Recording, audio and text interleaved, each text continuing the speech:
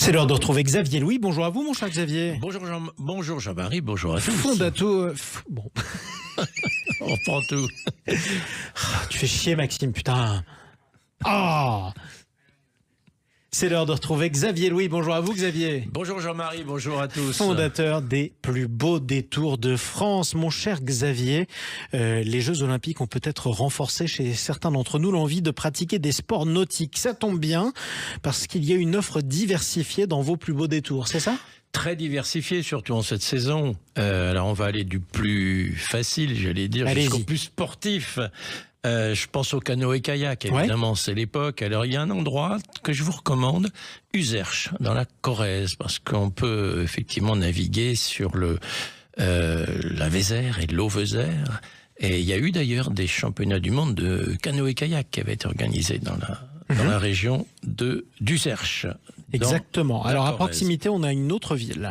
Alors, Meymac, alors qu'il y a un plan d'eau, là on fait effectivement des balades aussi en canoë, mais également du pédalo, voilà, tout ce qui est loisir sympathique en cette saison. Donc, alors vous êtes plutôt kayak le lac de Sèchemin. Moi je suis plutôt pédalo, parce que c'est que j'ai créé un fameux pédalo, le jet cycle, qui permet là de faire un petit peu, c'est beaucoup plus sportif déjà. On regardera ça. Pédaler sérieusement.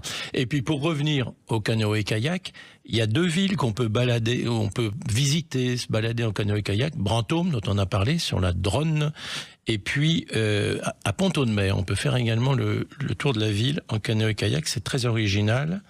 Et puis pour revenir à des plans d'eau, pour des activités plus douces, mobilité douce, comme on dit aujourd'hui, je pense à Saint-Jean-d'Angély, en Charente-Maritime. C'est un joli plan d'eau.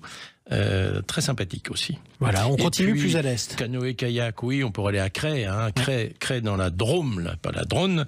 C'est très très bien organisé pour canoter sur la Drôme. Effectivement, c'est dans la Drôme. Ça s'écrit C-R-E-S-T, mais ça se prononce bien Cray. Vous avez raison. Alors, est-ce qu'il y a plus sportif que ce que vous venez de me proposer ? Oui, alors là, on va faire dans le plus sportif. Je pense au rafting, notamment, dans les gorges du Verdon.